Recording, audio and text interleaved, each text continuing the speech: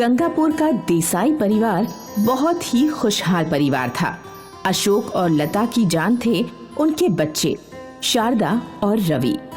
शारदा 16 साल की थी और रवि 11 साल का था। श्रद्धा, रवि, बच्चों चलो, मुझे ऑफिस जाने में देर हो जाएगी। आ रही हूँ पापा। शारदा कॉलेज से जल्दी लौटकर अपनी मम्मी की काम में मदद किया करती थी और जब अशोक ऑफिस से लौटता था तो उसके लिए चाय भी बनाकर लाती थी। ये लीजिए पापा, आपकी चाय। थैंक यू बेटा। मम्मी, मैं रिया के घर जा रही हूँ, 1 घंटे में लौट आऊंगी। ठीक है। शारदा के वहाँ से जाने के बाद अशोक सोच में डूब गया। क्या हुआ? कुछ नहीं, यूं ही सोच रहा था कि वक्त कितनी तेजी से बीत जाता है। कहाँ कल तक दिन भर खेलने वाली श्रद्धा आज मेरे लिए चाय बनाती है। बेटियां सयानी तो होंगी ही ना, अब तो वो खाना पकाना भी सीख रही है। हाँ, और कुछ साल ही बचे हैं हमारे पास इसकी शादी के लिए। आप फिक्र मत कीजिए, सब कुछ ठीक हो जाएगा। अशोक और लता बहुत खुश थे और तभी वहाँ रवि आया अपनी नई पतंग के साथ। देखिए पापा, मेरी पतंग कितनी अच्छी बनी है और इसकी आंखें भी हैं और पूंछ भी। अरे वाह, इतनी अच्छी पतंग तो मैंने कभी नहीं देखी। सब लोग यही बोलते हैं कि मैं बहुत अच्छी पतंग बनाता हूँ। बढ़िया है, चलो चलकर पतंग उड़ाते हैं। हुर्रे! रवि पतंग बनाया करता। फिर एक दिन दोनों बाइक पर कहीं जा रहे थे। शारदा, अपने भाई का ख्याल रखना और उसे भूखा मत सुलाना, हमें आने में देर हो जाएगी। ठीक है माँ, आप आराम से जाइए, मैं सब देख लूंगी और रवि को संभाल भी लूंगी। रवि बेटा, दीदी को ज्यादा परेशान मत करना। ठीक है मम्मी। अशोक और शारदा स्कूटर पर बैठकर चले गए। कई घंटे बीत गए। यहाँ घर में शारदा और रवि मम्मी पापा के लौटने का इंतजार कर रहे थे। सुबह से रात हो गई। दोनों बच्चे परेशान थे। दोनों बच्चे दरवाजे को ताकते रहे और कुछ घंटों बाद दरवाजे पर एक एम्बुलेंस आई और उनकी जिंदगी बिखर गई। उनके सामने उनके मम्मी पापा की लाश थी। अब इन दोनों बच्चों का कोई अपना नहीं था।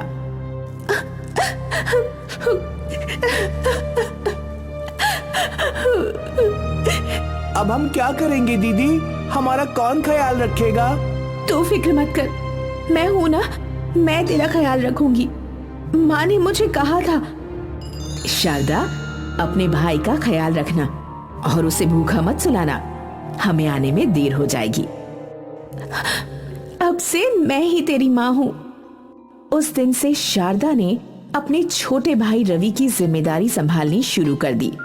शारदा महज 16 साल की थी तो उसे कोई नौकरी नहीं मिल रही थी, इसलिए उसने लोगों के घरों में कामवाली का काम शुरू कर दिया। मिले हुए पैसों से वो घर का राशन और रवि के स्कूल की फीस भरा करती थी। शारदा अपनी जिम्मेदारी बखूबी निभा रही थी, पर इतना काम कर करके उसकी तबीयत दिन ब दिन खराब हो रही थी। ये देखकर रवि परेशान था।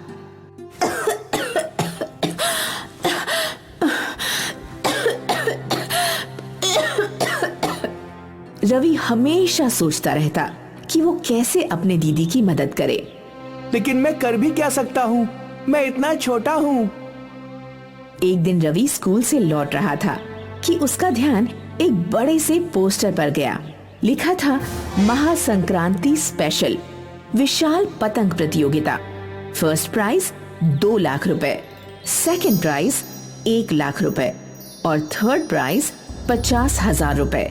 ये पढ़कर रवि खुश हो गया। ये सोचकर रवि खुशी खुशी अपनी दीदी के पास गया। दीदी, पता है इस शहर में विशाल पतंग प्रतियोगिता हो रही है। अच्छा है। और तो और प्राइस 2 लाख रुपए है। क्या? हाँ, और सोचो दीदी, अगर हम ये कंपटीशन जीत गए तो हमारी जिंदगी बेहतर हो सकती है। तुम्हें लोगों के घर काम करने की भी जरूरत नहीं।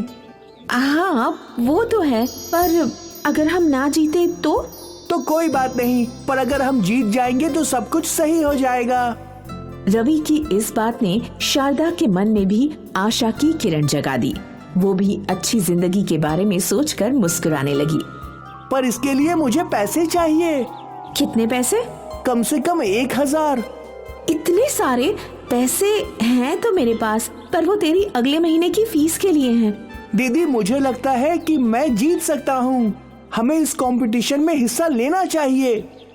रवि का आत्मविश्वास देखकर शारदा ने उसे पैसे दे दिए। रवि ने उसी दिन से पतंग बनाना शुरू कर दिया। वो दिन रात अपनी विशाल पतंग पर काम करता रहता। ये क्या, तूने अब तक खाना भी नहीं खाया? वो मैं भूल गया, इस पतंग को रंग जो रहा था। तेरी पतंग इतनी अलग क्यों लग रही है? क्योंकि ये एक बाज है। मैंने कागज को चिपका चिपका कर इसकी शक्ल बनाई है, देखो। अच्छी है। और कितना समय जाएगा तुझे ये पतंग बनाने में?